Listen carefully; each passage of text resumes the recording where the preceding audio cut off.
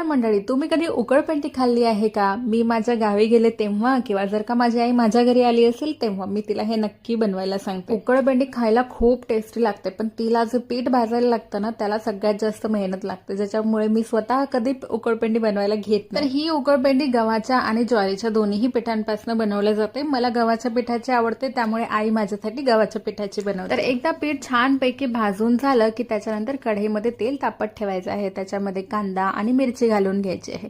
ते एकदा व्यवस्थित झालं की तिखट, मीठ, हळद आणि थोडंसं साखर त्याच्यामध्ये घालायची आहे. ते एकदा झालं की त्याच्यामध्ये पीठ घालून घ्यायचं आहे. आणि मटार आता बाजारात खूप जास्त मिळत आहे म्हणून तिने ऍड केले, अदरवाईज ती वाटाणे वगैरे नाही टाकत. आता पीठ आपलं ऑलरेडी भाजून झालं आहे, त्याच्यामुळे फक्त हे मसाले त्याच्यात मिक्स होईल एवढ्या वेळेपर्यंतच त्याला भाजायचं आहे. त्यानंतर यामध्ये मस्तपैकी दही घालून घ्यायचं आहे. 1-2 चम्मच, तुम्हाला जेवढाही आंबटपणा आवडत असेल तेवढा. आधी आपण यामध्ये साखर घातलेली आहे, त्याच्यामुळे छान आंबट गोड अशी या उकळपेंडीला चव येणार आहे. ते झालं की याच्यामध्ये गरम पाणी ऍड करायचं आहे आणि त्याला मिक्स करून घ्यायचं आहे आणि झाकण ठेवून मस्तपैकी शिजू द्यायचं. आता यात मस्तपैकी बारीक चिरलेली कोथिंबीर घालायची आहे.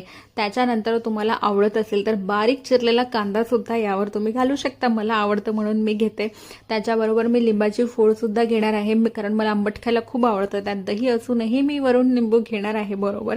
तर अशा प्रकारे ही माझी मोस्ट फेवरेट अशी उकळपेंडी आहे.